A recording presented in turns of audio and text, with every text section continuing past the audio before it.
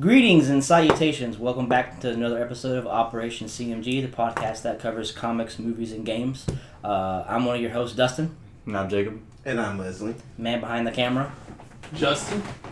So, this is, I guess, episode 2.0. We had technical difficulties with our original second episode. So, we got some great thoughts on Brightburn movie. I guess That was just for us, you guys don't get to hear that. That was all our thoughts that we get to hear, So, sadness. Alrighty, so, Breakpoint Beta. This is the sequel, Ghost Recon Wildlands. You are highly anticipating this. Highly. This is the second beta, because there was a closed one, like a month ago? Around a month ago, yeah. And then we have an open beta that's pretty much the exact game because it comes out a week following. I don't think there's anything. There's no way they're gonna be able to really change anything. Well, I think this one's just for bugs, to be honest. Yeah, that's not necessarily a bad thing. It's just if it's especially if it's an open beta, let people say, hey, this is the game. Especially if it's coming out next week or later this week, actually. Yeah. Hey, this is the game. So if you like it, a teaser. Yeah. If you like it, then just buy the game because it's more of that. Yeah, I don't know. I played it. I didn't want to play too much of it because I was like, this is the full thing, so I'm not gonna sit here and I'm not gonna go full 4 hours into the night. You don't want to ruin your experience. Yeah, and then be get it day one and be like, well, all right, let's try to muscle through the first 4 hours because I've already done this. Yeah, and it doesn't transfer over. So I will say though, in the closed beta there was they recorded something around 111 bugs compared to what the open beta was, and the open beta is now I think it's down in the tens, maybe 20 or something like that they said. Mm-hmm. But I know there was one I remember playing with you. There was one that I had where it was I couldn't do anything. I couldn't change weapons. I could only reload my weapon, and then I threw a grenade and that fixed everything. Weird. So that was we were on the street. When I couldn't change my weapon or pull out anything else. Gotcha. Yeah. So I don't know. It seems pretty fun so far playing it. We only played it for an hour or two, but it's got a John Berthenol, who was Shane in The Walking Dead. He's the Punisher. Okay, see, you know what's fucked up? I instantly recognized him. I was like, oh, that's the dude who has the Punisher. And then I was looking, I was like, is that, I'm sitting there, is that the guy from The Walking Dead? Yeah. I don't remember the character. I just remember, I fucking hated the character. And, but I was like, oh, no, that's most definitely the Punisher. But, okay, so they're the same person. Yeah. So, it's you got him, I guess he's a big name guy, I guess. Bringing him in as an actual, the villain for the game is an actual person. First game was just a made up. No, say that's not even a spoiler for him being the bad guy. Openly says it in the trailers that he's the bad guy. Yeah. So in your first game you have just a generic cartel guy named Oswin. Kind of looks like a Mexican Bane. He's 7 foot tall and just this huge dude in a white suit. Well, maybe I guess that, it's better to get, someone that, it has visual recognizability and... some pull in the aspect, in the visual aspect. Not much, I don't think, has changed from the first one, besides, seems like well, you now it's you can pick a class. Yeah, I will say, how I told you, my opinion on it is that you can change the class, but you're not restricted. So it's not playing a game like Dungeons and Dragons or something like that, where you have to pick a class and you have to go with that skill tree. Yes, there's paths you can change back and forth, but the whole skill tree is open to you, and it's only your main power up / gadget. Yeah. And that's your only thing that you're restricted by. And you can go get all the skills if that's what you wanted to do. Mm-hmm. I'm sure it'd be like Wildlands, where you got to get all the skills to get that trophy for 100% completion anyway. Yeah. So I like how it's not restricted. Yeah. That's my take on it. Yeah, it's pretty much the same. Those games are Tom Clancy games in general they're known for being highly customizable weapons and characters and all that. So it's got pretty much the same features. This isn't really a spoiler or anything. This is in the trailer. So you're the Ghost team. Mm-hmm. You're what's the main guy's name? Nomad. Weaver, Holt. Holt, and then Midas. So in this one, your 3 guys die. You're in a helicopter. You're going to investigate like this like abandoned ship. Helicopter gets shot down, and you play as Nomad, but you have to you customize your guy. You make him black, white, Chinese, long hair, short hair, facial hair, tattoos, everything. And it's like, but you go through the story as Nomad, but it's weird because like it's like you're a character. It's like a fixed character, but you get to customize them. Yeah, it's like you. Because I mean, everybody's like the same voice. You're the same like nomad voice when you talk to people. But actually, it's like you. I don't know. It's just weird because like you know what the character looks like because you've seen him in other games, but it's like you're him. But your you still version get of to you. change and customize. Yeah. I think that's actually pretty cool. It's just like, at least in the mythos of this actual universe that this is what the character looks like. But just for you in your own personal experience, you can be whatever you want. Yeah. Yeah. I want to go back to the voice thing you said. Like, even though you customize them, whatever, you're still the same voice actor plays Nomad. When me and you were playing, you were off talking to somebody else, and I heard your character, you're a whole different person than Nomad. On my screen. Oh, so you're a whole different person when you talk on my screen.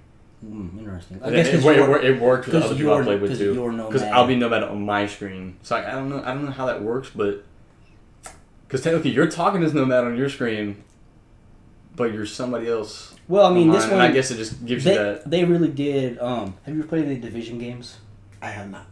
So like, those games encompass like a really big multiplayer aspect where you can do a bunch of stuff and raid, and there's a whole dark zone area you go. It's like heavily multiplayer. There's a big like that kind of aspect to the game, and then they introduced that one in this one because when you go to like the safe zone or whatever in like in the cave or whatever, then like all of a sudden it's just like Division where you see other players. Like when you're in that zone, whoever's also playing the game. Like when we step out to the actual game world, it's just whoever you're linked up with. It's just your character and whoever you're playing with in your party. But when you go in that zone, it's like 50 other actual. Whoever's like actually around you. Yeah, it gives you kind of like a home base hub where you like, can do everything. There's even a table you can walk up to, and it gives you the option to co-op with other people, look for their games, or invite people. The store is there where you can buy guns, attachments, stuff like that. But I think it just incorporates the fact that in the story they were talking about, it was a big mission with a whole bunch of people. And I guess that kind of gives it like some backstory reason why all of you were in that one place. That, you know what I mean? Like, because in the story it talked about how they were leading a mission over, it was 50 or something other soldiers that went on this mission with them to that island. Yeah. So it just gives it more backstory of like, why are all these people here? Or why can I see other people? Why don't you just make it to where only we can see us and that's it? Is because it gives it more, like, I guess, depth to the story that the helicopters went down and everybody's there. Yeah. It's hard for me to explain, that does make sense because, like, I didn't play long enough to get to that part, so it's just, like, when I'm in there, it's like, okay, it's just me, and then all of a sudden I get in this thing, and it's like... like flipped out. I fucked your mom's 69X. It's, like, next to me, and I'm like, what the hell is going on here? Like, so, I don't know. I think, I mean, obviously, if you've played this game before... You'll like it. It's exactly what you want, a sequel. It's like that version of the previous game amplified with a new map and new mechanics and better graphics. So, and if you've never played those games, if you're into like realistic strategy shooters, then you can play by yourself. That's your thing. Yeah. It doesn't incorporate like high mass multiplayer. So what it makes you do is that yes, you can play it by yourself, or you can play it with a team of 3 and you. So a whole team of 4. Yeah. It's not like Division where you can be running down the street and see 50 other people playing. Like it's mainly just just for the story aspect, you can play with other 3 people with you, and you'll see these other people in the home base. But other than that, you can enjoy your own game with your friends instead of having other people come in and mess up stuff. Yeah. Which I like. Nice. And if you are a person who like hates playing with other people, you want to play it solo, you automatically get 3 other AIs. Oh, nice. That was Wildlands. I don't know how they do that in this one.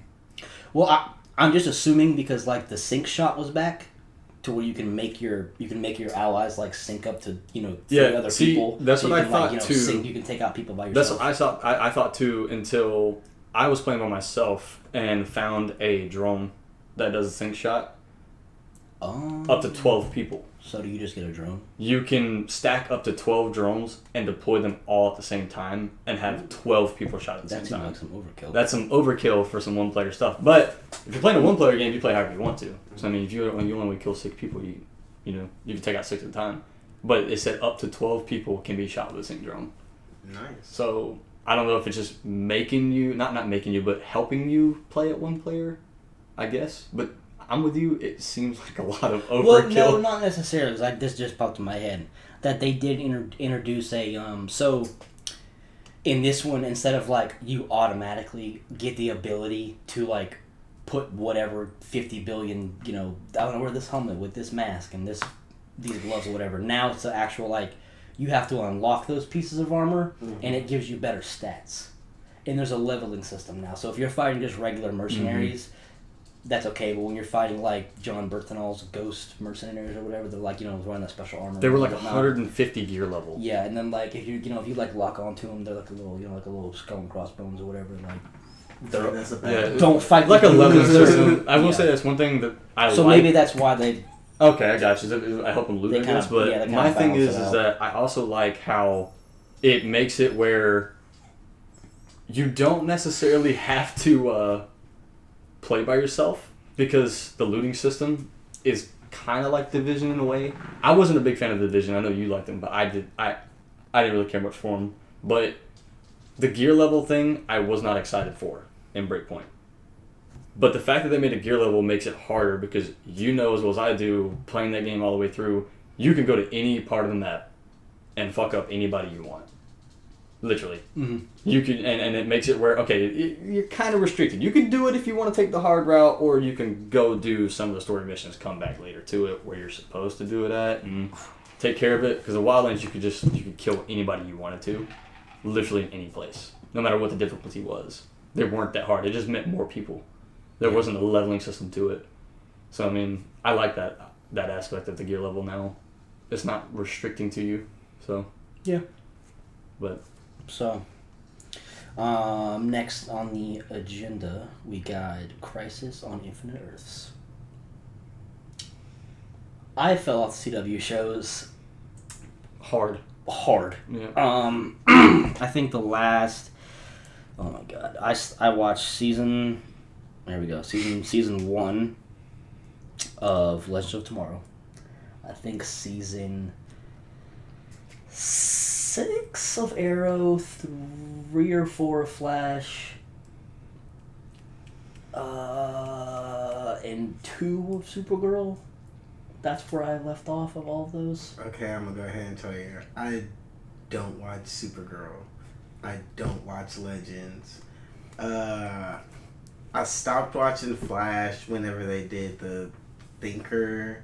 It's like halfway through that, I was just like, okay, what's I think that's where I quit, was halfway through like the Thinker. Because it's just season. like, what's going on, Flash? And then it's like Arrow. I don't know. It's like I've watched Arrow, but I never like attentively watched it. It's just like, ooh, there's a new season of Arrow on Netflix. Boop. And it just plays. Yeah, that's kind of. It's just I don't know. I feel like honestly, Arrow, I think the last one I watched did end pretty good. I think it was like the Flash got super campy, like just like this is hard to watch, and Legends just sucked from the beginning. Legends had a great premise, but it was just not executed well because it's like they did what was it? They had like Rip Hunter, he was like the Time Lord.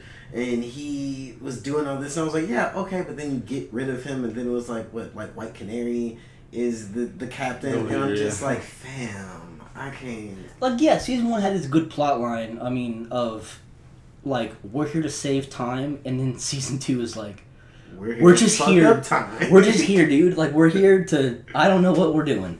So, I don't know, but I mean, if you're into the CW shows, you're probably super excited about this, and even if you're not, you still should be super excited about this. Just for the simple fact that, like, even though I don't watch the shows... You still watch the crossover. I make a point to watch the crossover events, especially, like, especially because it's, like, they're just interesting. Like, I know I watched the last one, and that's the one where they introduced Batwoman, and I was like, oh, okay, this is nice. They had the whole one where it was, like,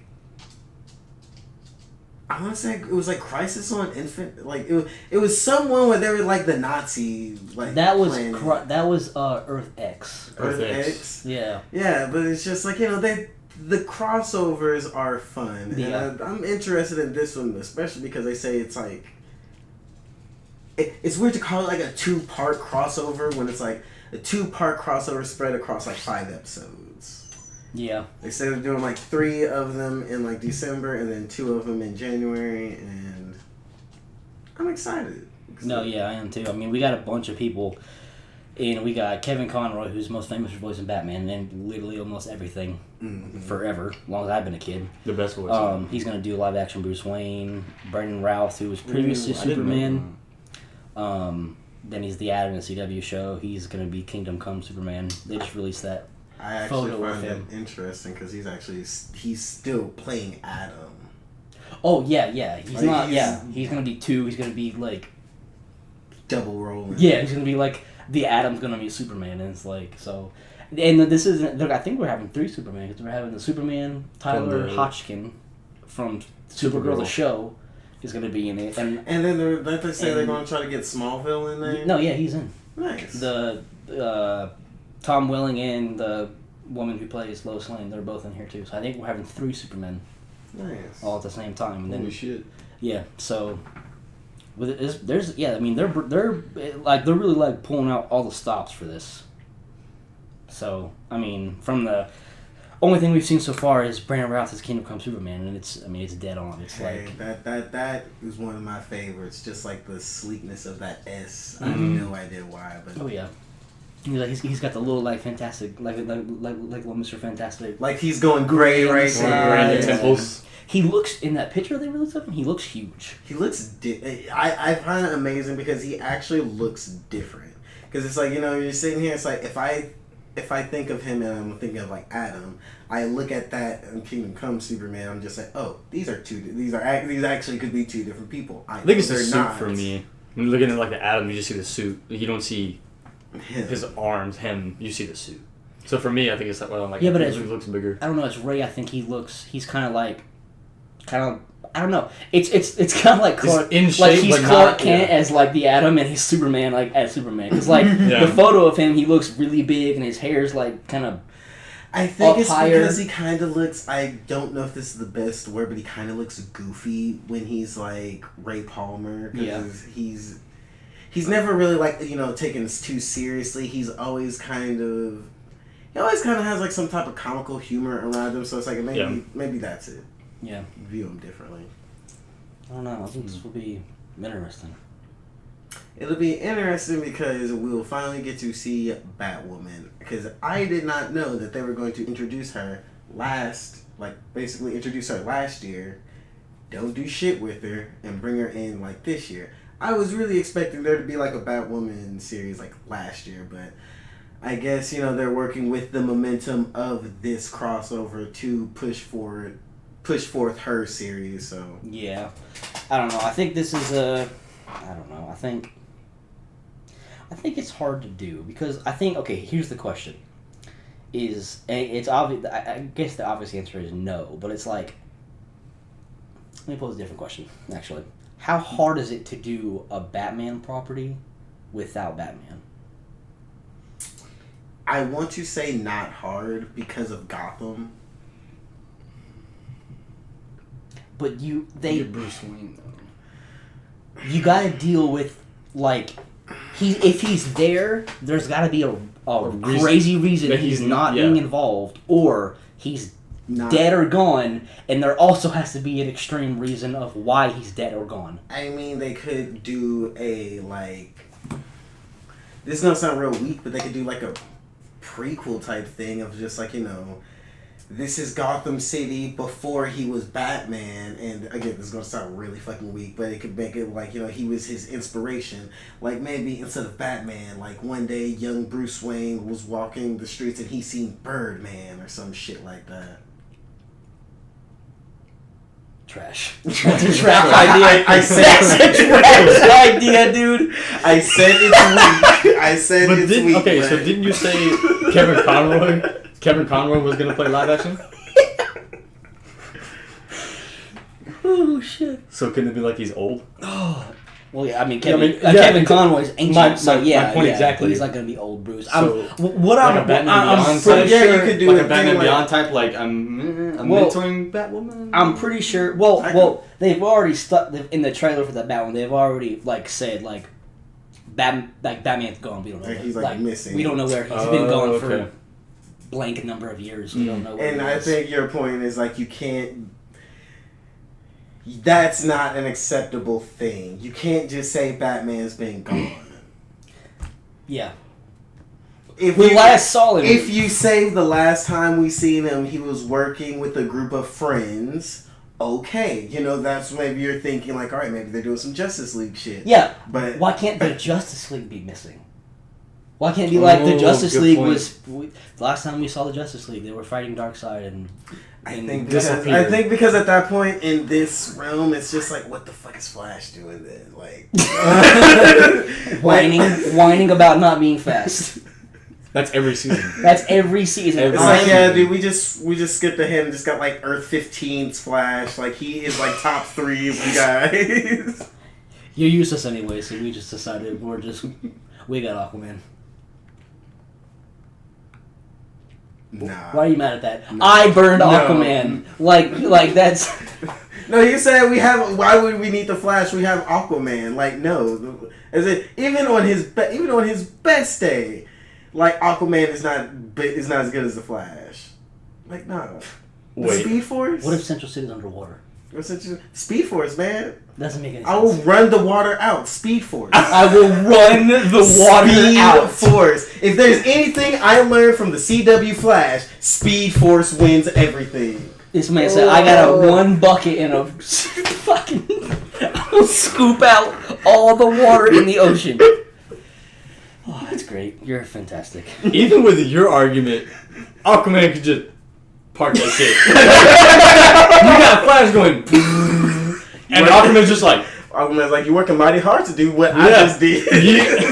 Oh my god. Alright, so yeah. When is this coming out? December? Sometime. I would say in December? I would say early December, mid December, just because they take a little break during the holidays. Dude, I hate how TV shows do that. I can't. No. I mean, it's being considered. Granted, I don't travel. It would suck if I seen the show. Oh man, what about this? Blah blah blah. Hey man, I didn't see it. It was the holidays. I was with the family. Blah blah blah. And I can't be mad at you for not seeing it because you was with your family. Yeah. But they have 3 breaks a year now.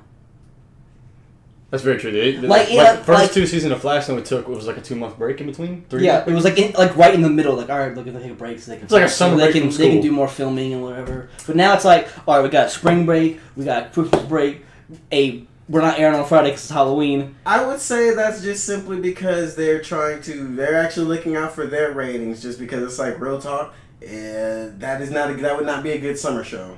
If all 4 of us were gone for Christmas and they release an episode on Christmas, that viewership goes down 4 people across the world who are not going to be there for Christmas Day, and you said, opening presents. All right, kids, time for Flash. Listen, flip on the TV. You said spring, during the spring break. Come on now.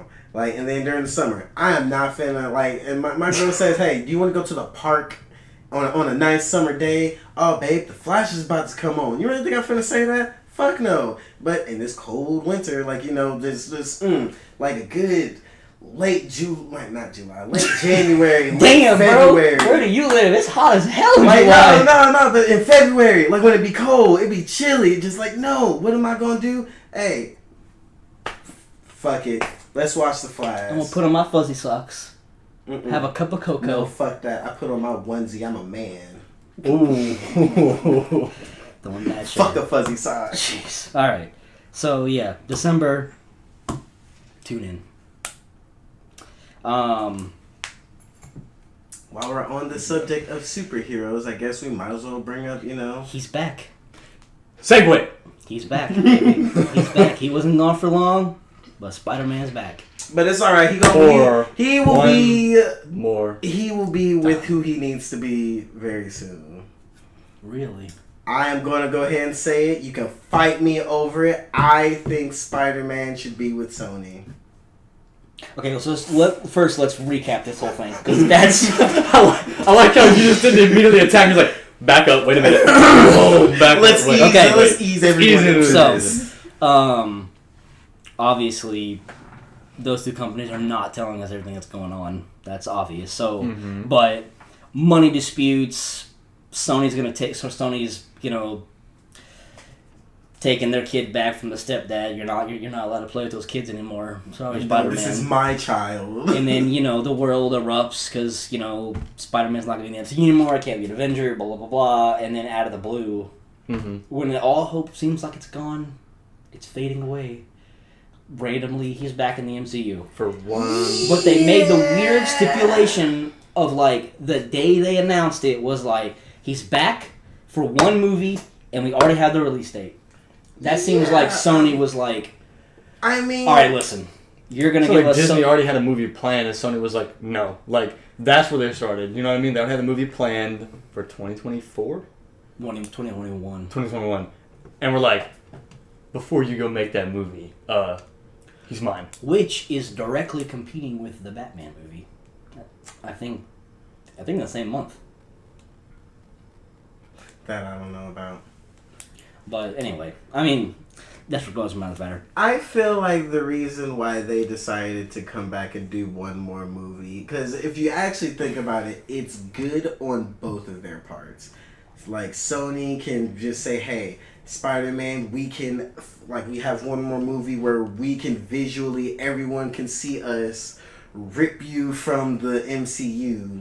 And, when you go off doing your own shit, you don't have to worry, oh, well, where's Doctor Strange? Or where's T'Challa? Or some shit. Yeah. And then at the same time, in that same movie, you could also have that same dissonance where it's okay, for our Marvel viewers, this is why Spider-Man is no longer is going to be a part of this. Gives you closure. Yeah. Gives you closure on Spider-Man being in the MCU. Instead of just ripping away after what happened, in Endgame and then Far From Home, ripping away after that, there was no ending to that. There was no closure. It would kind of just be okay, what would their, on Sony's part, what would their next move be? You have to kind of address these points. I mean, it's you still could go along with that ending and what happened in the ending. You could still have a movie about that, but you would still have to explain, all right, well, where the fuck is Fury? Question, did they kill him off? Or did they write him off? No, because I think Tom Holland's staying on for, I want to say he was supposed to be on for 6 movies. Do you mean on the Marvel side? On the Marvel side. Yeah, but then how do you keep him alive? No. See, again, that's where the dissonance goes. Make him think that he's dead in Marvel, so and he's moved to the Sony. Yeah, so you're gonna reboot him with the same actor? I mean, no, you're not rebooting him. I mean, it's okay, think about it. In this one movie, there's two sides. There are going to be two viewers in this third Spider-Man movie. There's two viewers. There's going to be people who are just watching that care about Spider-Man. There's going to be 3 viewers. Go ahead. There's going to be people watching who care about what actually just goes on with Spider-Man. And then there's going to be people who cares about what's going on in the greater MCU universe. The third person is someone who has no fucking idea what's going on. And we don't. Why are you bringing them up? We don't care about their fucking opinion. What do you mean? They're the ones that go on Twitter, and when they realize that Spider-Man 4 is not part of the MCU, they're like, what happened? That's extra strange. Okay, and then someone will go, hey, look, dipshit, this was well in the news. If you didn't know about this, that's on you. If you can't... I didn't say you're wrong. I'm just saying. I'm just pointing out the obvious. I don't know. I'm glad he's back so we can have some kind of closure up on this story. Mm-hmm. But at the same time... I'm interested to see what Sony's going to do with Tom Holland. Whether they're going to really fuck it up or really do it well. They're going to fuck this up. See, why do you say that? What do you mean? What makes you say that? Okay, think about how many bad Spider-Man movies there are. There are only really 2. And they are all the Amazing Spider-Man. Lies. How? Spider-Man 3 was fucking awful. I mean, it you may not have liked it, but that shit was damn entertaining. Yeah, to you as a child. Have you watched it, like, as an adult? No. Exactly, because it's bad. I mean, why? Why would I need to? Why would I need to go back when I have Spider-Man 2? Spider-Man 2 is the best Spider-Man movie, and that is who? Tobey Maguire. No. How is it? We're not... Okay, first of all. All right. I will fight this fight to the end of days. Have you even seen the Amazing Spider-Man movies? The Amazing Spider-Man? Yeah. No, but we're not talking about those. Okay, so how can you argue the first argument of how Sony is not going to fuck this up? Because, let's see, recently they did Venom, which was fucking awful. You may not like, but it did the money. It was entertaining. And you gotta think, that was with the non-actual hero.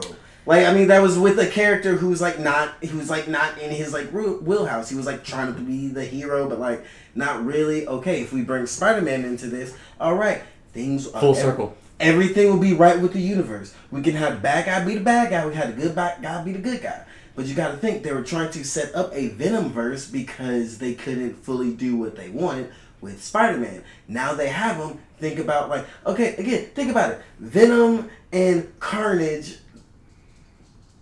Well, yeah, I guess it's been a while since, like, that movie's been out for a year. So, yeah, if you don't know, Carnage's going to be in the next Venom movie. Venom and Carnage fighting against each other. And then at the end, it's stopped by who? Little old Tom Holland. Little old Spider-Man. You don't tell me that shit wouldn't blow your fucking mind? And on top of that, that's just something they could do. On top of that, Sony 100% did Into the Spider-Verse on their own. No input from Marvel, Disney, whatever. And that was fucking phenomenal. That was going to be my point. Was correct. If you get a good plot, you get good characters, which I liked Tom Hardy in Venom. I did. You get Tom Holland back. You pray to God you find another actor for Carnage, though. I hope they do. But you have a good plot, a good director, good movie, good CGI. It can be good. There's failed to do so far. In the what year was those? Who was the director? They did 5 movies. Who was the directors? Hold on, whoa. Don't group them together. They're each within their own franchise. Like, they did 3 movies, which were like the first group did 3, which was successful, and then the second one wasn't so much, but even then, I was good enough to warrant a sequel. I'll give you Spider-Man 2 was a good movie. Spider-Man 1 was not that good of a movie. It doesn't hold up. Kind of at all. Agreed. Spider-Man 3 is god-awful. The Amazing Spider-Man... Why are you hating on Topher Grace? Do you not like him? Is that it? You didn't like his Venom? Dude, are you serious right now? He was not a good Venom, but other than that... Well, first of all, he was Venom for 15 seconds. And the rest of the time, he's Topher Grace. Oh, I'm not the good photographer. Tobey Maguire, he's a better photographer. There's supposed to be that inner battle. There's supposed to be that inner battle that Venom put on that wasn't in Spider-Man 3, where it's battle between Eddie Brock and Venom, basically. No, that movie was supposed to be about Sandman. That's what I'm trying to back you up. They're like, well, let's shove Venom in there. Oh, Harry Osborn? Yeah, he's still a thing. And don't even give me that bullshit, because Spider-Man 3 had the awful emo Peter Parker dancing down a freaking street. Right, but you like, gotta think, why? That was iconic. How do you know it's iconic? Because it was fucking terrible. No, because Into the Spider-Verse, when you seen that moment... Because it's a meme! Doesn't make it any less iconic. That does not deter from the fact that Spider-Man 3 is a trash movie. How can it be trash if it's iconic? One moment in that movie. That's all you need. All you need is in that one iconic moment. Don't even, man. And you have 30-year-old Peter Parker hanging around town. He's pretending to be freaking 19. That's like everybody in that movie looks like they're 35 years old, bro. We don't address it. You gotta think. This is after he's been in college for a while. In the first movie, he graduated high school. And he's like a 30-year-old fucking man with a mortgage and a family. Damn, that fight scene was in high. He was in high school. Yeah, dude, he's fighting Joe Manganiello over there. Like, you know, he's over here fighting. You're like, dude, are we really supposed to believe this 30-year-old man out here in high school? And the rest of these high school kids be looking like, dude, you know what I'm saying? That's why you thought, oh shit, yeah, that was college, bro. No, that was high school, dog. They was 18 years old. In Spider-Man 2, he's like working in a laboratory. Excuse the fuck out of me for thinking that a 19-year-old ain't doing that shit. I assumed there was a little time jump. Well, they did the exact same thing in the Amazing Spider-Man movies. I wouldn't know. Exactly. But I'm still saying, like, they like Tom Holland, like, yeah, he's, what, 20 right now? 21? 20. And he plays like a 16-year-old kid. He looks like a 16-year-old kid. The other people they cast for that movie also look like they belong in school. Because they're children. And your point to that is... These are just points why I don't think the other Spider-Man movies are trash. These are my points to why Sony's going to fuck this up. When they get their dirty little grummy hands on it. Hold on. If anyone was trying to get their dirty little grummy hands on anything, it was Disney. Yeah, well, at least they make good movies. Do you really think so? Oh, okay. I know this is getting off the like Spider-Man thing, but do you really think like that Disney, the company, makes good movies? No. I was just saying, like, speaking about Marvel and superhero movies in general. Like, do you think that they're going to be like hitting like they were? I think you had anybody else contesting them. Right, no, I'm saying like just within themselves. Like, do you think? Okay, like let's see, we're getting into phase 4. Well, that's what I was going with you is that like when they were making the movies, you barely had any competition. Let's take it off the rails, right? Let's take it off the rails. I'm a fan of every single Star Wars movie they've put out. True. The Last Jedi, I am still like 50-50 of like, I don't know if I hate this movie or if I love this movie. But I mean, Solo, Rogue One, and the whatever the Episode 7 was. I can't remember the title. The Last Jedi. No. Wait, Force Awakens. I'm a fan of all of those. I mean, so I think, and Kevin Feige signed on to do. He's going to produce a Star Wars movie. I don't know if it's this for the streaming service or what, but I do. I mean, yeah, I think they're a company that knows what they're doing. They're successful. Sony is not. Sony is just like Warner Brothers, who look at my beloved Justice League. Okay, well okay, like, no, but that hurts. That hurts looking at that poster up there. You have to, the company within themselves, they have to actually believe in a director. It's like they have to, or believe in like their production. They can't be afraid. They can't be afraid to maybe lose money. If they think maybe we're going to lose money, can you? You just made the argument though, of when I said Venom's garbage, and you're like, well, it made money. I mean, right, but that's why those movies are garbage. No, but I'm saying, but that's their bottom line. That's what they care about. I mean, okay, just because. Question. Okay. So give me your answer right here. Honest answer. When they acquire Spider-Man back, do you really believe that they are going to be like, all right, they're going to have a meeting and they're going to be like, all right, we need to clean up our shit. Yes. And we're going to do Spider-Man right. Yeah, yes. Because 100%... His success in Disney. They see what they have. They see the potential what they can do. And as well as they know, it's like, this is something you can't come back off of. If you do this and that next Spider-Man movie you have is trash, you could potentially lose the license. You could potentially have another Fantastic Four on your hands where you're only keeping it just so they won't have it. Put it out. I agree with Leslie. I pray that you're right. Well, I mean, you gotta think though. And actually, you know what? I'm not gonna say that. But I agree with Leslie. There's no way that you can see how well he done, and then be like, we're gonna go a different fucking way. Fuck what they did. Right. If I was Disney and I did what I did with Spider-Man with Tom Holland, and you took the license back, you gonna do the same shit, or you gonna fuck it up and do something different? Are you gonna be like, oh no, Zendaya, we don't like you. We gonna give you another Mary Jane. Gonna get another MJ. You think they gonna do that? Like, no. Yes, that's what I'm afraid of. Afraid and hoping they'll fail are two different things. I don't hope they fail. I love Spider-Man. I don't. What do you? I'm not rooting over here for Spider-Man to become trash when it goes back to Sony.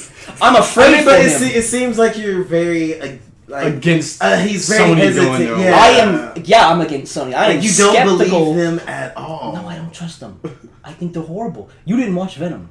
You didn't see how stupid that movie was. Yes, I did. You It saw was Venom? not that bad of a movie that Sony's produced. There's been way worse. Oh, dude. This is okay. There's been way worse. This is all I gotta say for the simple fact of it was Venom. As a character, yes. Yes. Plot, no. Because, I mean, it's like, okay, Venom, where he was just like, oh, it's alright, well, I'm kind of a loser on my planet, too. It's like, Venom's not going to say that, but as far as... Venom also doesn't speak. As far as, okay, well, the movie would be pretty damn boring if he didn't. I beg to differ. I think I could write a better Venom script than that. Do it. I want to read it next week. Just give me an outline. I don't know. Okay. I want to agree with you over Leslie on that point. They could have wrote it better without him speaking by showing us instead of having Venom speak when he doesn't. I don't know. Read a fucking Venom comic. No. What happens in those? No. I'm not saying for you. I'm saying the dude writing this movie. I feel like they were like, all right, Venom. Yeah, he's really some black sludge. Cool. He's got sharp teeth. That's what we're running with. All right, here we go. I've seen a picture. I know how to write Venom. Yeah, like. It could have done it better. But listen, all I know is I can sit here and I can sit and be. I can procrastinate my depression until 2021 because Spider-Man's not going anywhere for that time. So I can just. Very true. I can just put it in the back of my head. And you can just sit here and be in love. And I can just pretend. And then I can have a meltdown in 2 years. Yes. When Spider-Man... He's still home. Spider-Man 1 still together. Reimagined comes out and he's fighting the big black turd Venom Tom Hardy and it's awful. Hey, okay, but I just realized, what they should do? If, they really... If, the MCU, on his side, they're trying to do some fugazi where it's he actually goes off and, he's just like, oh, I feel like I'm just going to be in New York. Like the rest of the MCU. And he, actually dies off in the MCU. They should totally make that, just do a little thing like Death in the Family. Wow. Just as kind of just a little... fuck you. Fuck you. Oh, especially if they did that. Especially if Spider-Man. the Batman movies coming out around that time. That'd be Spider-Man never coming home. Spider-Man. Fuck Disney. Spider-Man left your kid in the car. Do you think Sony's going to start thinking about a Spider-Man movie immediately? Because there's still 2 years before the next Spider-Man movie is supposed to be released. Yeah, they are. That's what I'm saying. This movie is going to project them into they're gonna do solo. they're gonna do Venom 2, and then by that time they're gonna have their greedy little hands. They're gonna have Spider-Man. Why are they gotta be Greek? Why are they gotta be like this? I understand. They is just like Disney. I don't know. That's how I imagine. Listen, that's how I imagine. I don't know, men in business suits sitting at tables screwing with my childhood. Men in business suits who run companies like Sony obviously know to an extent what they're doing. They can get a good director. They can get good writers to write. Why haven't they? Hey, you wanna know why? Because James Gunn has a full schedule already. Okay, whatever. We're gonna move this chug-a-lug train on. Terrible segue. But go ahead. Yeah, you really could have just been well, speaking of movies coming out. Right. Okay, yeah, that's nice. That's how you do a segue, ladies. Live criticism. Okay, alright. Irishman trailer.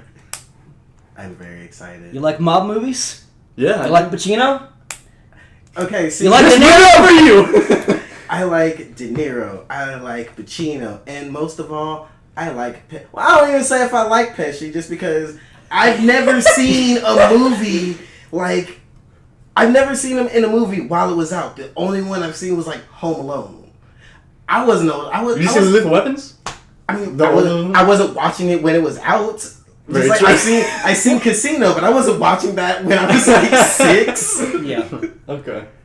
That's a fair point. Yeah, that's a good point. This is the first time our lifetime that Pesci is Pesci's in a movie. we're seeing a trailer. A mainstream movie that's come out in theaters. Yeah, I mean, Hey, I love De Niro. I love me some Pacino. I love me some mob stuff. I mean, one thing I find interesting is that apparently they say Al Pacino acts his ass off. Only because this is his first time working with Scorsese. Which I think is very odd. Like, not necessarily. I mean because like Martin Scorsese is like such a. I mean, if we're talking like best directors of all time, he's like arguably in the top 2. I mean, you know what I'm saying? So I mean, if I'm a football player and I'm like, I get drafted by the Patriots and I'm playing for like Belichick. You're gonna be like, oh shit. Shit. Well, I mean, like I got the best eyes looking on me, so like he's gonna notice every little thing. I gotta show out. I gotta do my thing. Now, do you think it would be okay for him? Do you think he had to show out like more only because it's like, oh, De Niro is always in his movies. Pesci's like, they're old friends, and more than that, Pressure. De Niro and Pesci have done multiple movies together. It's like they have this synergy, and you think like he had to like, I guess like I won't say overcompensate for that, but like you think he had to really bring it because of that? I think there was definitely a pressure aspect to it. I do. Yeah, I think there's definitely like a. They've all worked together, and you haven't worked with them. You know what I mean? You don't know the movie business, but you don't know their way of doing things. I guess is a good way to say it. So you don't know like. They've been friends before. They've done movies before. I've never been in one of his movies. May have done a couple movies with that guy, but it's all different. So I need to show my ass off. You're under a different like power regiment. You know what I'm saying? Like it's a different. I don't know. I mean, I don't make movies, but like. I mean, going back to your analogy as a football player, you change teams. Yeah, you go from Patriots to Titans to fucking Bills. Like, true. Yeah. I mean, yeah, it's not a power trip, but it's pressure that you need to play on their same level. Whether you think that this team is worse than your last one, you still got to play at their level. Yeah, especially because it's like, I guess, a movie like this where it's like, well, first of all, the simple fact that it's going to be in theaters as well as like, on Netflix. What's the synopsis of this movie? Like, it was hard to follow on each other for me. A lot of people are going to be looking at it, so I guess it's like, it's a 3.5 hour long movie though. Oh, so you shit. also got to remember there's a lot of people who do not have patience for movies that long.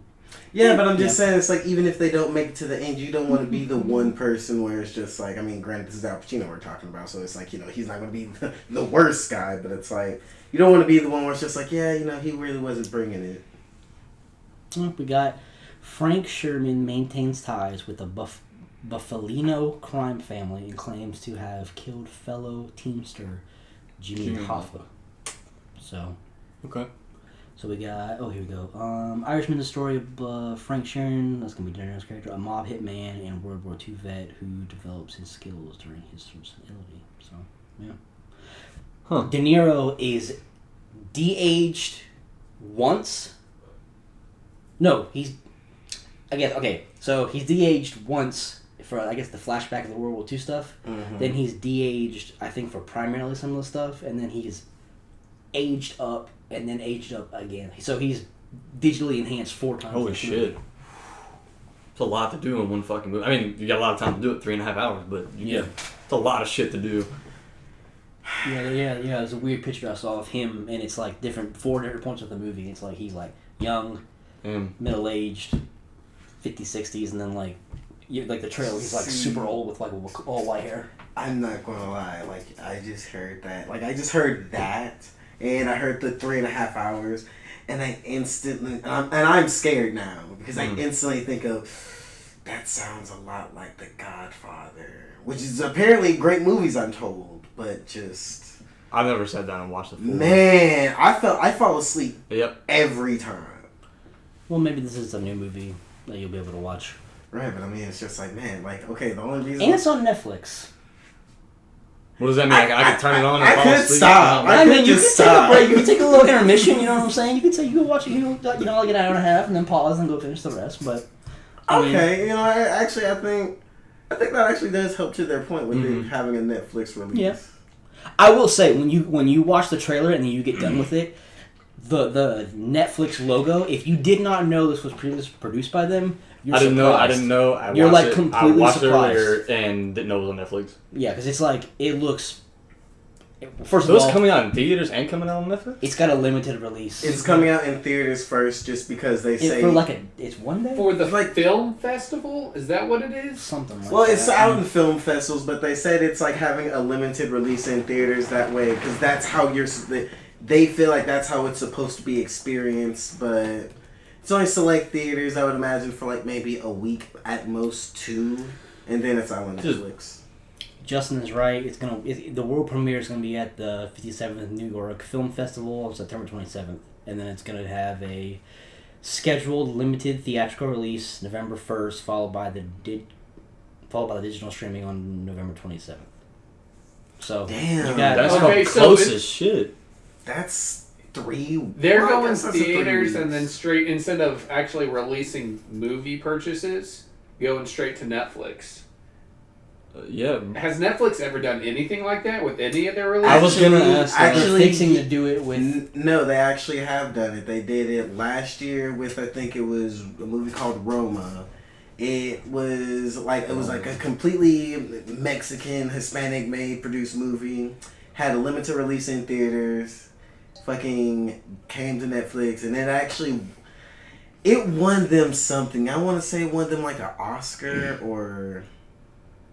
It won an award. It won an accolade. It won an award. Let's be honest. After House of Cards, Netflix got a very large support system of, hey, they can make good. Oh, they make fantastic. They can make fantastic movies and shows. Oh yeah. And I think if this is 3.5 hours, if it's good, like if people like it all the way through, so not if it's good, but if Time out, coach. The fact that Netflix got Martin Scorsese to do a movie, they got Joe Pesci to come out of retirement. Like, I feel like that was more Scorsese doing that. But the fact that Netflix got Scorsese to do a fucking movie like that, like I said, you could argue he's the best director of all time. So the simple fact that what the hell else can't they do now? Nothing. The sky is literally the limit. they really just need, I know Netflix game. They just need things like this. They come out with crap after crap after crap after crap, but they know a movie like this is what will hold your subscription for at least 3 months. Yeah, but I don't even think they're doing it for the subscription services anymore. What do you mean? I think that they are starting to they're trying to move into the realm of being competition for other companies that make movies. They're building their platform. I think they're trying to expand into, and it's not even like one genre. I think they're trying to almost impose themselves into. Well, it's not even just them. It's Hulu and it's Amazon. Hulu makes their own. I have not seen a good Hulu exclusive though. No, I'm just saying they do. You don't like their? You got one? You don't like their their horror-ish films, it's Into the Dark series. I haven't watched that one though. No, it's a bunch of them. But it's a bunch of different situations. They do it. Amazon does it. Amazon produced The Boys, which is a fantastic TV show. Yeah, but I think they haven't really have they gone over into movies. I'm sure they have.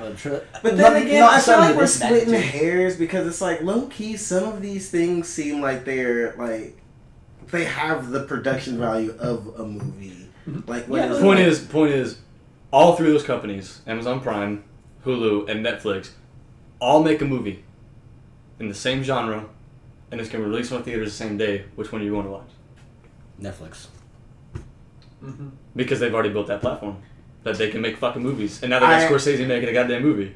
I really would say I want to be it depends on which movie it is, blah blah blah. But real talk, I think I would low key gravitate towards Netflix. Yeah, that's my point. Yeah, is that they built that platform for you to say, I would rather watch Netflix exclusive movies than watch anybody else's. I think there's a big future in cinematics with Netflix really. Oh yeah. Leading with them kind of leading how things are going at this point, because they're definitely cutting into the whole, Hollywood production business.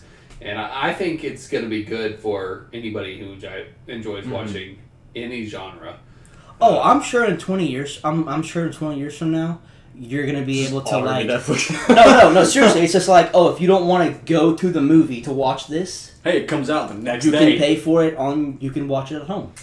I would totally imagine they have that. Kind of like they have like the movie pass thing. Just have like a movie, like a Netflix movie pass. Oh, by the way, that movie pass is shit. By the way. Yeah. I mean, but if Netflix is behind it, no, I hit a nerve with it. I was like, fuck that company. I love going to like the cinema and like just having the experience of being like a big screen, and you got the the high end sound equipment, the popcorn. I'm watching the game for 4 hours and not being able to If I bought a projector and figured out I bought like a high end, I don't know what the hell how to make that popcorn so good, but do that and be able to watch a movie.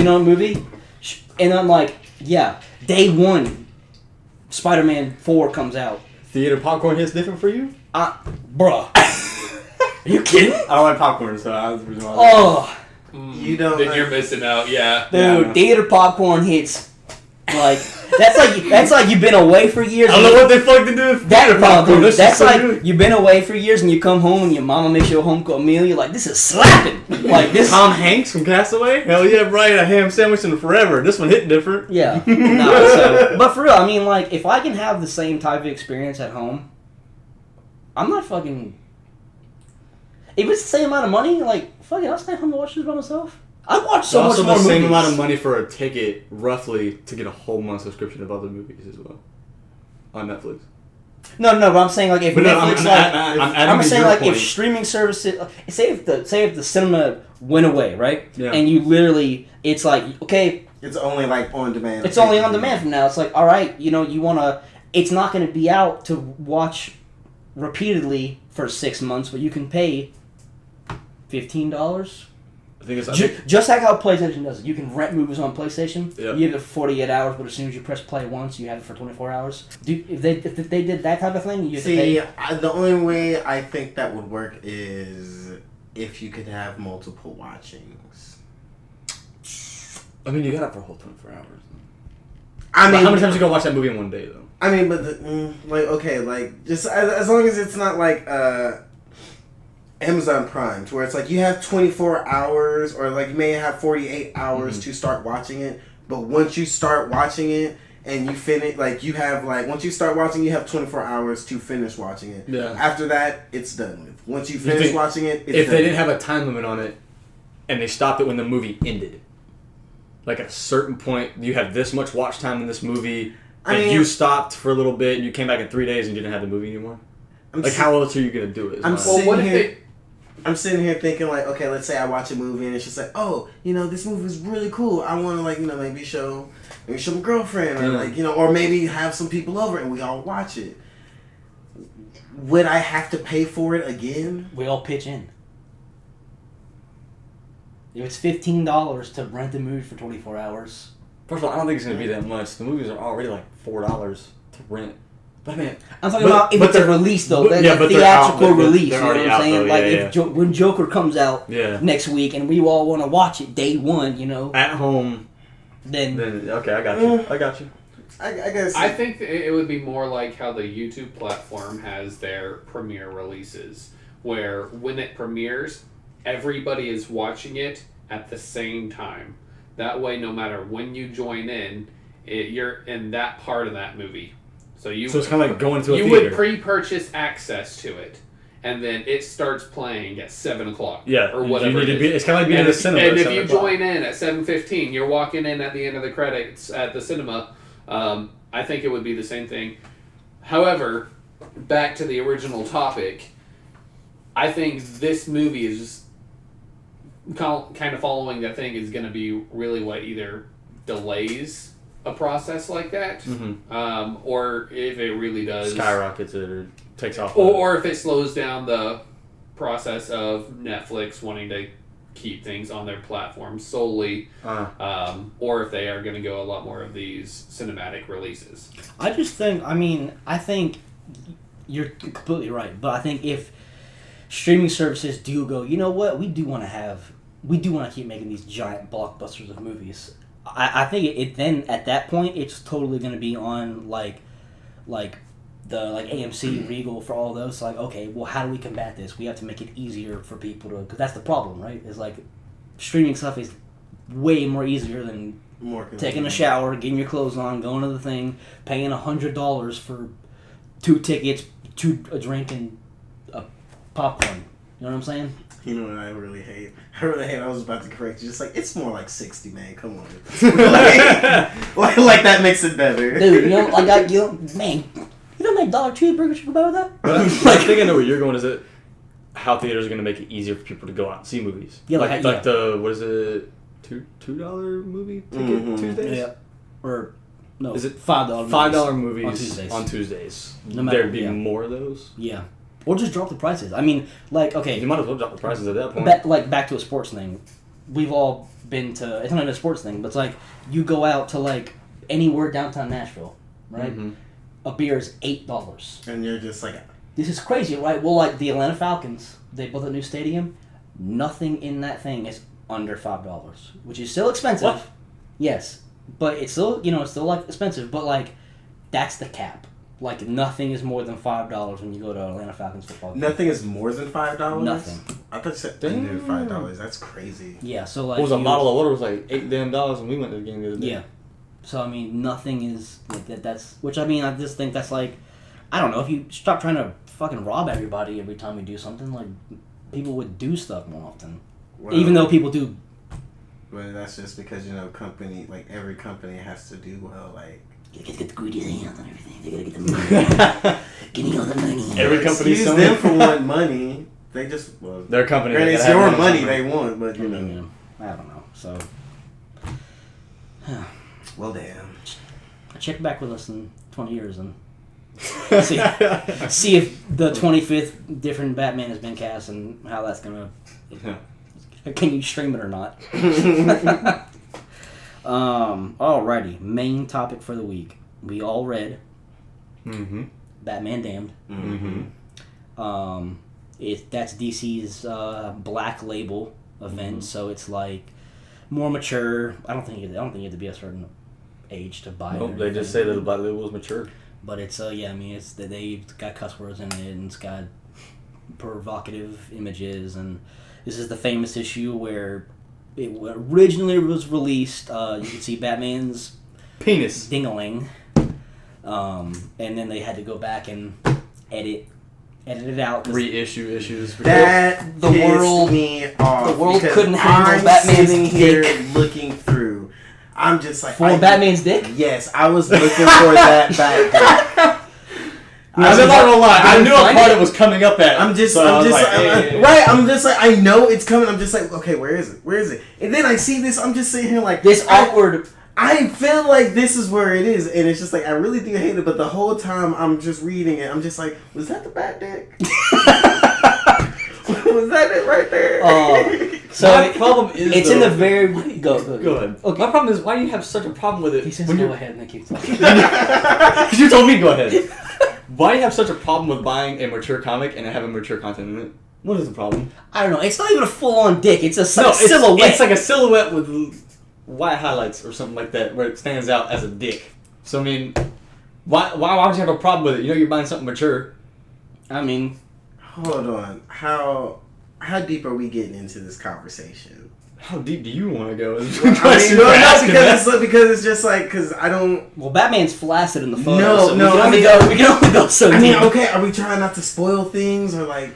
Oh, yeah, true. Okay, so here's the thing, right? So, so what's my initial review, if you're a Batman fan... Spoiler-free review, then we can go into spoilers. Read it. If you're a fan of Brian Azzarello, famous comic writer... The artwork is amazing. I would read it just alone for that. I mean, yeah, you got the Azzarello... That's the Azzarello team on it, so, I mean, it's phenomenal. If you want to read it, definitely give it a read. It's very intellectual, kind of spiritual Batman story, so... Mm-hmm. Spoiler time? I mean, I completely agree with you on that. So, I mean, that's spoiler. Okay, we all recommend you read this. That's Absolutely. What the table says 100%. Now, if you don't want to hear some shit about it, I'd stop listening because we is really finna get into it. I do want to say, though, my first Azzarello book that I've read. Oh, really? Okay. Loved it. already recommended. I've only read one of his things, and I recommend whatever he's written. So spoilers. Okay, so, all right, so use back to what you said. Why would you have a problem with mature content being in a mature comic? Because there are some things where you just reading it, you may not be ready for it. Like when there's a part where Harley Quinn takes she takes on, and it looks like she's straight up to about to fuck Batman. That's what she wanted to do. Who she just knocked unconscious. Yeah. I was just sitting here yo, I get this mature, but is she really about to fucking date rape Batman? Bro, you're drugged him with a syringe. Bro, you're 2 inches. You're 2 inches away from seeing Harley nipples. You know what I'm saying? No, I don't think it was. Dude, that was not an inch. And you're just is this really about to happen right now? That's what I'm saying. Are we about to go down this road? That caught me off guard, 100%. And I won't say that I'm not outraged about it, but it's just that was one of those things where it's just man, if I was a weaker person, I may have an issue with that. Or if you're Go ahead. Or if you're a bitch. No. I was gonna say, if you're a mom and you buy it for your kid and you're a 5-year-old reading it. But what Black Label means. You shouldn't see the mature, and you should automatically have that within yourself. You should be censoring what your children. In the world, Black Label always means something is bad in this area. That means don't get it for a kid who doesn't. You ain't gonna give your kid Black Label whiskey, would you? You shouldn't give a kid whiskey. That's my point, is that you pick up a comic for your kid. Your kid is 8 years old, loves Batman, and he reads comics. You pick up a Black Label comic, and all of a sudden he sees Batman's dick, and runs it to you, and you're going to be mad at the kid for reading it, or the people for making it, or you should be mad at yourself for buying it for your kid. No, they're going to go on the internet, and they're going to complain. Well, that's just weak ass people. I mean, he's saying... That's just weak-ass people. Yeah, like that's what they do. He's saying what they should do is they should look in the mirror. But I didn't want to bring up the mom thing that popped into my head because I didn't want this conversation to happen. It's a mature conversation. But that's a thing. There are some dipshits out there that will see, this says a comic. It's a mature thing, but it's Batman. How bad can it be? Exactly. And you have to buy this comic, right? You buy this comic for your kid. You're up at the counter. Hey, this is mature. What's bad about this book? Obviously, working at GameStop, a lot of parents ask.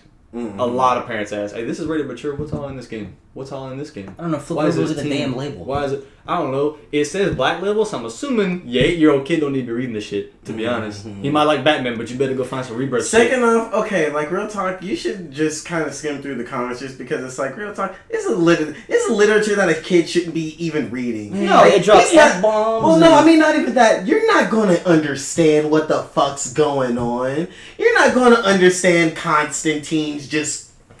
His monologue the whole time. Yeah. First of all, you have no idea who Constantine is. This does not help your story. I mean, by reading this one, he's just like, I'm Constantine. You're like, okay, that's a good point. They don't. Yeah, if you don't know who Constantine is, they don't tell you. He doesn't do a single thing in that book other than smoke cigarettes, and commentate. So, I mean, that's a good observation. If you don't know who Constantine is, you're like, who the hell is this? You are fucked when you read this story. Who is this dude that just is in this blazer smoking cigarettes? And why is he doesn't even do any magic? And why is Batman just accepting this shit? Okay, so let's go. Okay, so let's set the parameter for the book, right? We got.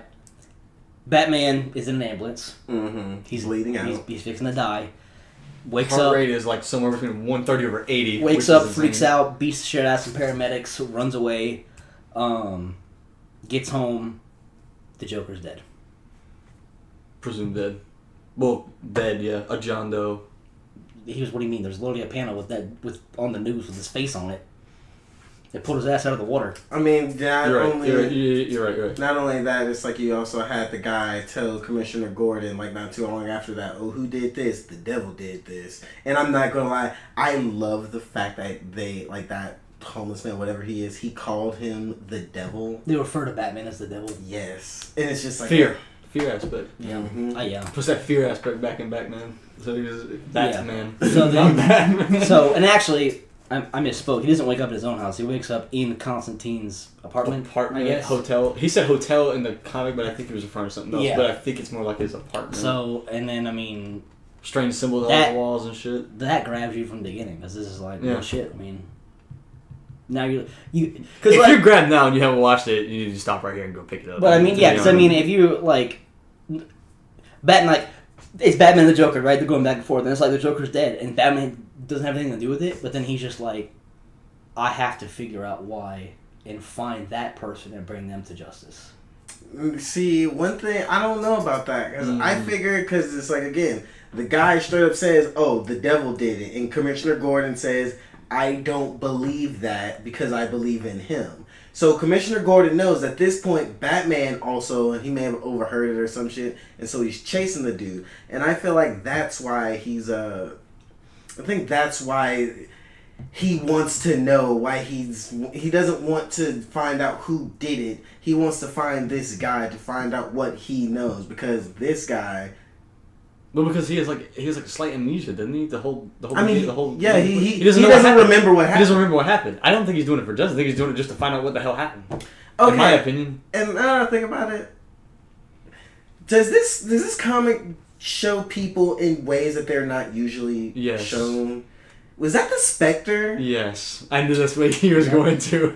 That was the Spectre, the whole time. So So I read this. This is a classic example of like why comics just get on my nerves. This first issue was released over a year ago.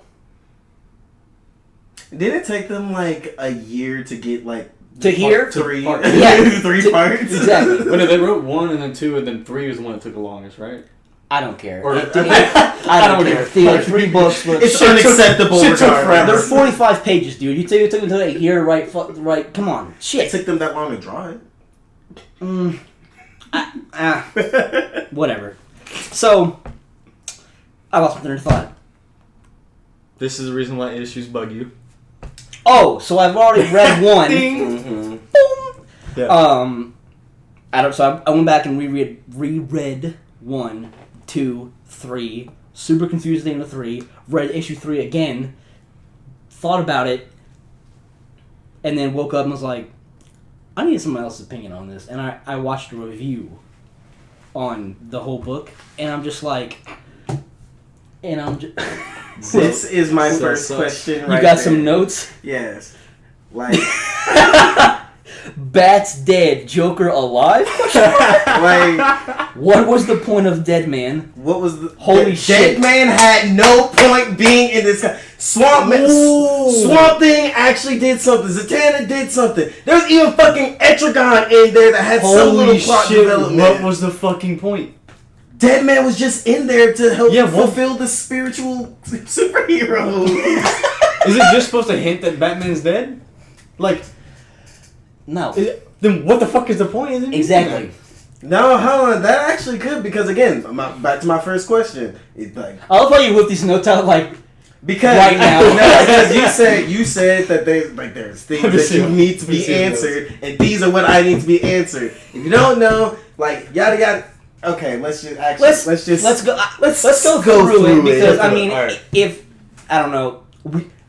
If you don't care about spoilers, someone might be listening and want to know the story in this horribly drawn-out story we're telling. Okay, so, again, Batman... But yes, so I was like, is that the fucking Spectre the whole time? And I'm like, it's gotta be. And then I watched a YouTube video and I'm like, yep, it's Spectre. Because it doesn't look like the Spectre, doesn't say he's a Spectre.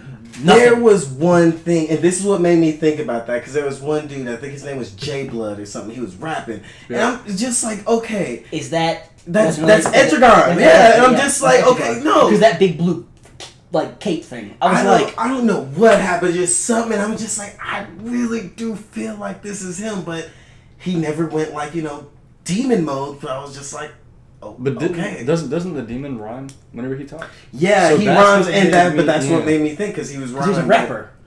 Yeah, but trained characters, and he had like the horns, but they were like you see like weird people like actually get like implants in their forehead. Mm-hmm. That's what he had. That's what it was portrayed in the books. I'm just like, what the fuck is going on here? So back to the summary. Yeah, so he chases down the homeless man, and the homeless man's like, I know what you did, I know what you did, I know what you did. And Batman's just like, the fuck are you talking about? Yeah, what did I do? Like, he kept asking, what did I do? What's going on? Tell me. What happened for that? After that, then doesn't he... Is that the first flashback? When he's a kid? First flashback goes back to the kid. Yeah. Because he runs into the tunnel. He runs into the tunnel and you see like the face in the smoke, whatever, and it's like, I know what you did, and then it goes to the first flashback of him being Bruce. Yeah, remember? so yep. Yeah, so then this actually does a pretty good little twist on the Batman mythos here, where like you see Thomas Wayne like he's cheating on Martha, and they do not have a good relationship. No, they don't. All. Not at all. This is what we were talking about in the first episode of the podcast, where we'd like to see different aspects of So you see Bruce on a bridge, and he's with his dad and his dad's mistress, and then is that the first time we see the Enchantress? No, I don't think so. Because don't you see her like before the flashback? No, because what happens is he spits, and he's like, he's like, Dad, it took my spit 17 seconds to reach the water. Oh, he's yeah, like, he gives him a he's penny like, to erase Penny, erase it. And he goes to fall off. He goes to fall off, and they pick him up. He's like, is that what you want to do, is die? Do you really want to die? Or are you trying to kill yourself? And then it flashes back to Batman on the gargoyle, thinking about it. And it was like, what a weird question to ask a kid. Might make him, weird or hurt or something like that. And it goes back to him sitting, and Constantine's talking about, like, it's always a weird question to ask a kid. It could really mess him up in, like, the future or whatever. And then it flashes back to him being Batman, sitting on a gargoyle, and that's when both of them were talking, isn't it? Yeah. Because it doesn't show for the three Enchantress in people that who version. just read this book yesterday. We're having a really bad memory. Yeah, we read all three again. If we were doing one issue, I can tell you what happened. But it's like, who these aren't the moments that you're thinking of. No, these aren't the important ones. The important things is like when, they go to the, when they're in the church. In fact, it's like right after that, because he meets Constantine, and they're just like, in the church, and Constantine makes a bad joke, something like a bat walks into a church or something like that. And then we first meet him in the church. Yeah, and then you see that's right. Yeah, then you see a Jesus is painted like the Joker. Mm-hmm. Yeah. And then of course Batman, like, he gets some crazy PTSD, and it's like, the fucking Joker's still alive. He's not dead. We gotta find him.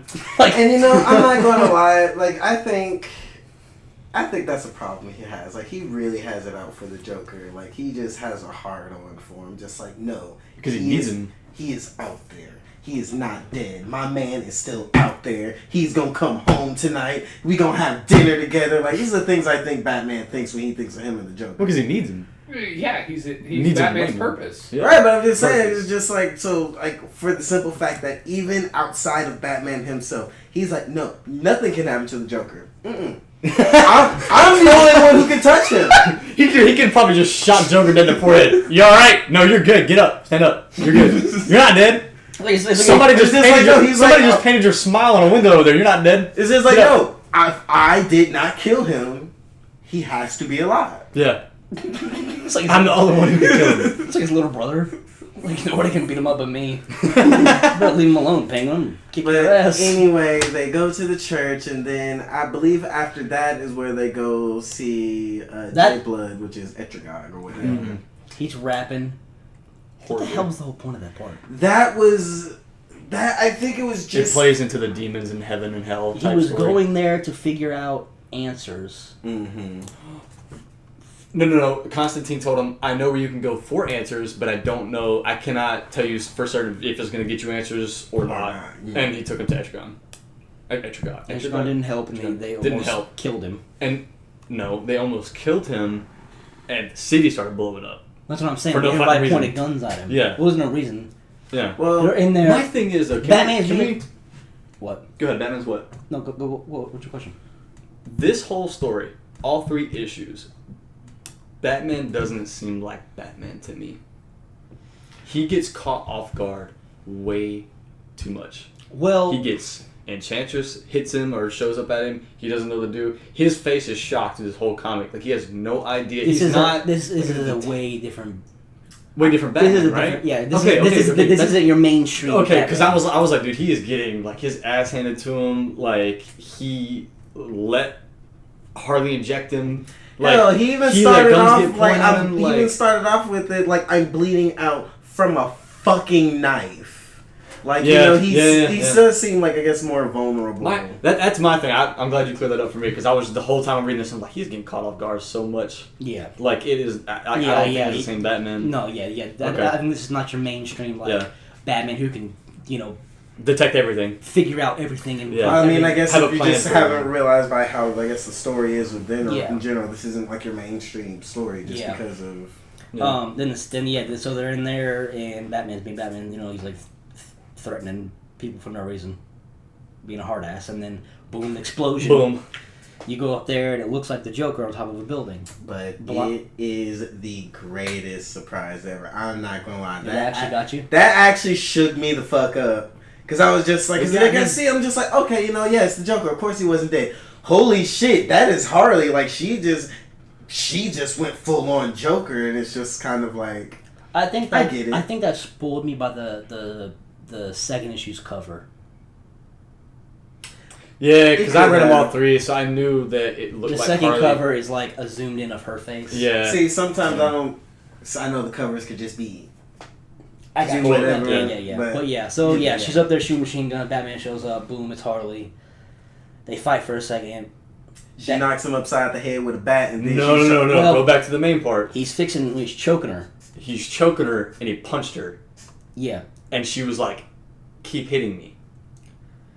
Yeah. That part. Well, I was like, that is like the most accurate portrayal I've seen of Harley Quinn when Joker's not there. Yeah, that was he's dead super, or gone super, or whatever. Like, that reeled me in so much. I was like, that got me to the feeling. If I was Batman, I would say it, because she's just like, keep hitting me, please hit me. I want to die. I remember that. And then Batman just like stops and is like, Jesus Christ. And then she's that's why she raped him too. She was like, he would have said no means yes or whatever. Like no means yes whenever he wants it to mean yes, and like that's why she was trying to rape him. Okay, I get that. I get that now.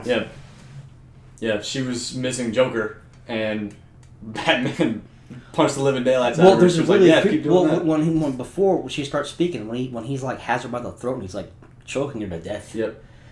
Did you see the reflection in the water? The reflection of the Enchantress in the water. Yeah. Like, is she like? It's so weird because like I feel like at this point we might have skipped over maybe another backstories. There's multiple backstory in this whole thing of like who's as a kid dealing with coming within contact with the Enchantress and and just doing things like coming into realizations with, I don't know if he's coming into realizations with his parents. Like having this border almost divorce type deal. She keeps telling him that she can make him fearless as long as he gives her tears. Yeah, if he's tearless. If he cries or whatever, he never cried or something like that, and that's why she kept hounding him. Mm-hmm. It's like she gave him the fearless part, but he never gave her tears for whatever fucked reason why she wanted them. But he never gave her tears. It's the whole reason why she's haunting him, I guess you could say, in a way. But to me, when I saw that, obviously there's way more flashbacks of Enchantress before the part where he's choking her. It shows Enchantress at the bottom. I was like, okay, Enchantress is controlling him. That's what I thought. I thought whenever the suit reached out and grabbed him, I thought it was Enchantress being Batman. And Batman killed Joker. And he doesn't know that because when she possessed him, he forgot. He just didn't know. He blacked out. Mm-hmm. So I thought that was what the whole book was going to be about. Up till the third issue. Does she rape him? No. I don't think she so. She takes off his belt. And then, what the hell happened? Oh, he punched her. He knocked her off. He kicked her. Because after this, he immediately wakes up in a coffin. Yeah. No. He kicks her. No, but she puts her against the light. He chokes her, and that was that last panel. No, but she ends up hitting him across the head with the baseball bat. That's what knocks him unconscious, gets him on the ground, and that's where you see her, start to undress. Because I remember she injected him and got him on the ground with the bat. She had that big, she cut herself open, like her whole body open. Or it could be something that Joker done to her. No telling, but I just remember she had an autopsy done on her. Like you was right, she did. Like Batman did wake up in the coffin, and he's trying to get out. Swamp Thing comes in and saves him. That fucking absolutely was my shock. What? Really? Yeah, he's sitting in the coffin, and I'm thinking, Swamp Thing. Yeah, I'm like, because you see how much they do a really good job of he's in the coffin and he's trying to get out, and then the bottom panel is like you see the coffin, like how much dirt is on top of him. So I'm thinking it's Batman. He's gonna, I don't know, fucking punch hard enough to get to the fucking surface, and then you're like, oh shit, what the hell is gonna happen? Then boom, you see like a big root come through, and I'm like, what the fuck? And then all of a sudden, boom, and it's like there's Swamp Thing, and then you're just like.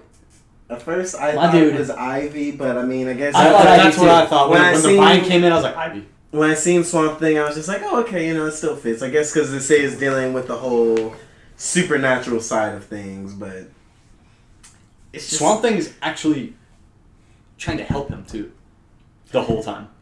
He was like, you don't listen to her, and then Enchantress started showing up after he saved her. He's like, don't listen to her, don't listen to her, don't listen to her, don't listen to him. Fuck Constantine. Don't listen to him. No. He wasn't trying to help you out. Fuck him. No. Was he though? Yeah. Like what? No. Constantine, was he trying to help? Wasn't he like? No. This is the problem I have with this. I do not know to this day. I don't know shit about Constantine. Is he a good guy? Is he a bad guy? Can I trust him? When is a good time to trust him? I have 2 answers for you. Right? That's going to solve all your problems. Yes and no. Exactly. You mean more like an anti-hero does bad things but for good reasons? Not even that. It's not even that. Sometimes he's just doing shit just to do it. Dude, he is the most, like, random fucking character. Going back to him, too. He will do, like, really good things, then he'll do really bad things. Or he won't do shit at all. Or you don't know why he's doing things. He's doing his own thing. Yeah. Like, that's what I'm saying. Every single one of your answers is yes and no. It just depends. Going back I don't know with what he had for dinner last night. That character is the most, like, what are you doing and why are you here? Are you actually helping? Because no one can tell. We weren't, and this isn't a big thing out of this whole story, like it was like a 1-panel thing, but he was calling for Alfred when he was swimming, and he looked like Alfred walking up, and that's when you first see Constantine. He's like, nope. He said, Alfred took the night off. He says, just me, old boy. And you're like, what the fuck did you do to my beloved Alfred? What'd you do to him? Well, Alfred doesn't take what have you done? off. I 100% didn't even see that because I even think about that because I was just like, just took your mind off of it completely. Constantine's not like he's. If he was going to do anything, the worst he would do would be like, he would entrap you in his magical house that exists in nowhere. Yeah.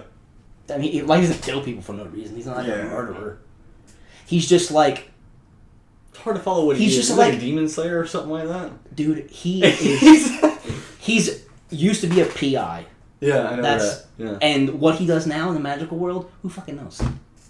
He doesn't even really have like an official title or anything. He's just John Constantine. Yeah. He's just John Constantine. He just, when you see that dude show up smoking a cigarette, you're just like, some real weird shit's about to happen. Things can be really bad right now, or really good. Either he's gonna help us, or something else is gonna fuck up way badly. All you know is it's gonna be interesting. Yeah. All you know is that when you see Constantine, you're like, all right, heaven and hell, demons, angels, that kind of thing. That's all I got from that. When I seen Constantine, I was like, alright, I can deal with this. But back to the comic, it's just like the fact that Swamp Thing is just sitting here like, okay, it's like, Swamp Thing is on his side, because like you said, he's like, the Enchantress is trying to talk, he's like, no, bitch, shut up, like, don't listen to her.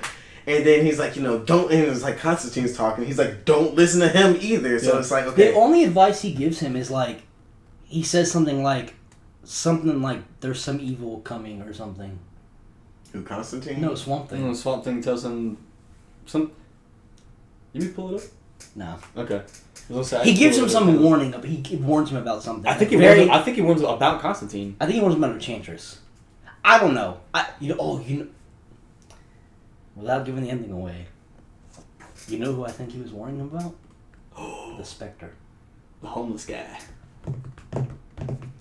Wow. I'm not gonna lie, I really do feel like I need to reread this just because it's like I definitely need to reread the simple fact that homeless man was the Spectre, and it's like now that I'm thinking about it, he was like fucking green hood, gray face kind of like how the fuck didn't I realize this? But especially when he keeps talking about judgment. That's when I thought of that when I reread it the second time. I was like, what the? Wait a minute, like I thought that was more so of Batman because it's like he's the judge, jury, executioner, and all that. But then it's just like, ooh, that makes so much sense with it being the Spectre. But okay, to wrap this, to get to the Okay, end of so this. yeah. Okay, so they're in the swamp, and then I'm sure that's when we get in their flashback. I think that's when we see Bruce's parents die. Mm-hmm. They come out of the alley. Martha and Thomas are arguing, like, whatever. Then Pause. Before that, Constantine, Batman go to see Zatanna because Constantine had. That's right. He had this he had this thing that he says it's not a good idea, but he's pretty sure it's going to work. So Zatanna does her thing, and wait, time. I got to say something about Zatanna. All right, if you're an ass fan, you'll enjoy this comic because there is one panel.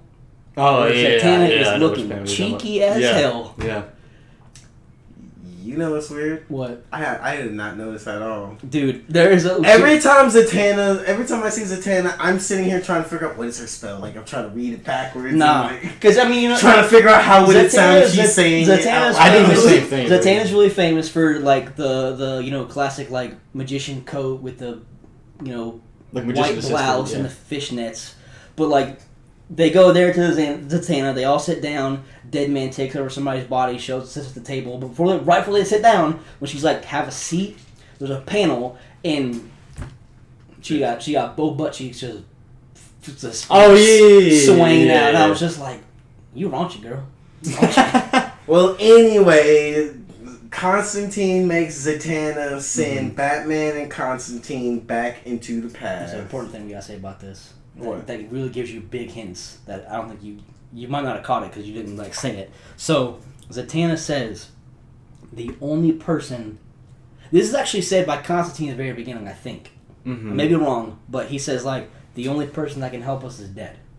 Yeah, Zatanna says the same thing, and then in the chair where Deadman was, Kid Bruce Wayne appears. I noticed that, but I didn't know that was Deadman. Well, that's where Deadman was sitting there, and then Zatanna made him go away. Mm-hmm. No, she put him inside the rat. See, put his ass in a rat. Yeah, she put him in the rat. See, but then I thought that the reason he showed up was because it's like that's where we're going. Yeah, finally, Deadman's doing something for some reason. Okay, now he's here. I get. Yeah. She did put him in that rat, and then I forget who, but threw the rat. They threw the rat at the Enchantress.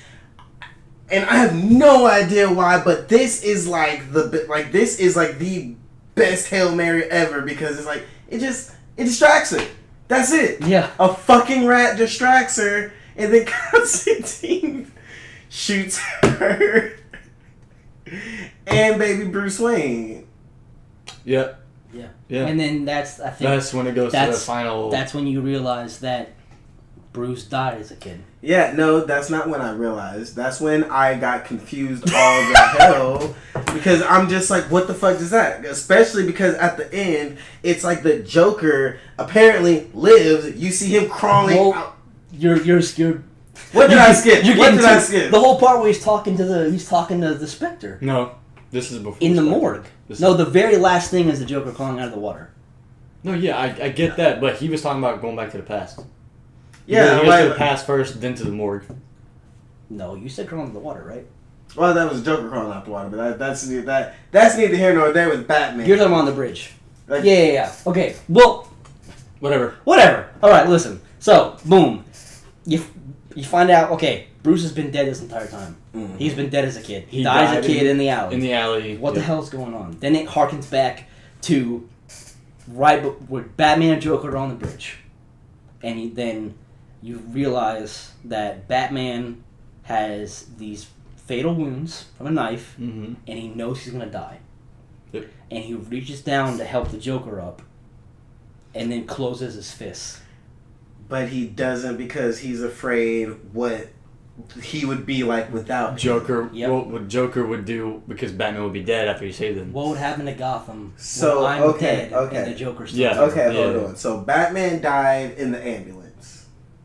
No, Batman died as a child. This is where it gets real trippy. See, I'm about to really blow your mind. Just wait. Keep explaining the story. Just wait, because it's all going to make sense at the end. So this is how he explained it to me. So he decides he's like, I'm gonna die. If I save him, what the hell is gonna happen to Gotham? Because I won't be here. So he lets the Joker fall to his death. Mm-hmm. Then it goes, he's in the morgue. Then they come back from the flashback. Batman's talking to Constantine, and Batman's like, I'm going to go where I should have gone this whole time.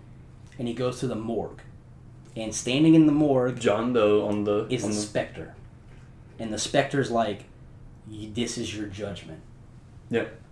And Batman walks over to the table, lifts it up, and goes, I wish he was still here. And he fades away. And he gets sucked in.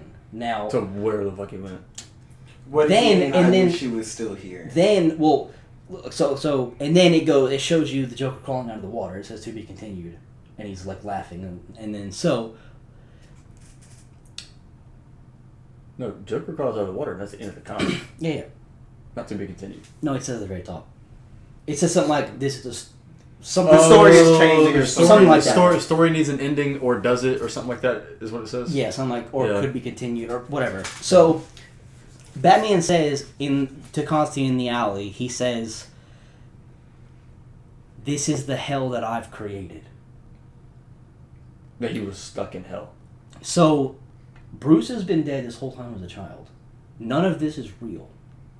This is some kind of, like, purgatory test thing. This whole thing is, like, created, I guess, by the Spectre? To judge him? But not as a kid? So here's the weirdest thing. So it would be weird to judge, like, a kid who, like... So he lets him grow up and be Batman in his own... And I'm going to judge that instead of the fucking 5-year-old kid. No, but it's like... If I'm assuming, because, like, I guess, like, if you're a 10-year-old kid and you just came out of the movie, Mask of the Zorro, and, you know, like, that's what inspired him to be Batman. Like, to be a masked figure. Mm-hmm. If you're dead and you're in some kind of weird spiritual world and you can be whatever you want, that's what he would be. Yeah. Fighting crime. So, he's judged by the Spectre for not saving the Joker. And I think this is a weird twist to, like, we as fans know that there's been multiple occasions where, like, Batman's gone missing in comics before and the Joker's been, like, a sane person. Mm-hmm. So, like, Batman was judged by the Spectre for murder because he denied the Joker a chance to be normal. And Batman was like, Batman says, like, that's a little bit harsh of a judgment, don't you think? I mean, he was like, something about you judge other people that way. But I mean, it's like, I guess to the Spectre's defense, like, we don't know what all the Spectre knows. Like, the Spectre could have seen some of those other stories that we've seen or we've read where it's like, you know, like the Joker actually does, like you say, Batman goes crazy or some shit and the Joker does become like sane.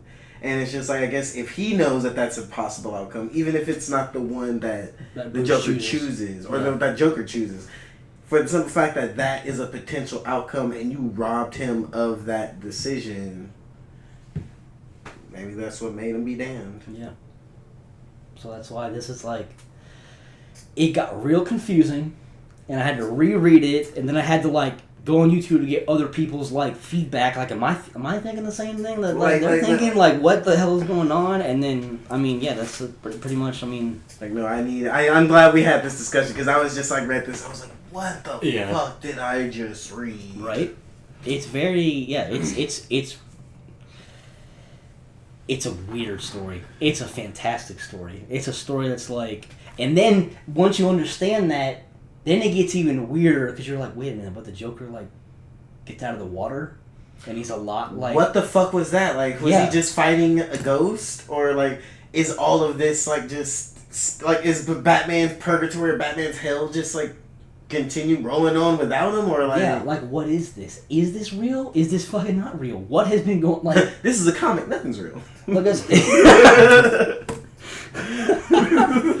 But, I mean, yeah, it's just like... I don't like what... I don't know. It's just like... It just... For me, it just leaves a taste in my mouth of just like... Wow. This was just wow. Like a wow book. You get done, you're just like... There wasn't a single low point. Wow. But, okay, one thing I think is the reason why it's good or that it does well, but just simply for the fact that it's only 3 issues. Granted, it took them a while to get it out, but it's like, you know, they're all available now, so it's like... it may be one of those out there stories, maybe kind of maybe one of those stinky pieces, but it's only like three issues, like, and I think that helps its point, because it's like if this was like an actual, like, I don't think this would have worked if this was like an actual weekly for 6 months straight. Yeah, because this is like a 12-issue series. You'd buy like 3, you'd be like, dude, what the hell is going on? What the hell, like? Yeah. I mean, I don't know. Batman Damned. Final thoughts? Fucking loved it. I hope there is a sequel. If there's a sequel, I would hope they make it a little bit easier to understand, or at least kind of give explain like an epilogue, like, okay, just in case you missed it, bam, bam, bam, bam, like sit me down like I'm a 5-year-old. But like other than that, I like it. Yeah, I mean, this is another masterpiece by the Brian Azzarello and his the guys that do all the artwork for it. I mean, it's artwork's phenomenal. It's fantastic. So, boom. That's been another episode of Operation C.M.G, your podcast that covers comics, movies, and games. You can catch us on Twitter, Spotify, and Apple Podcasts. Mm-hmm.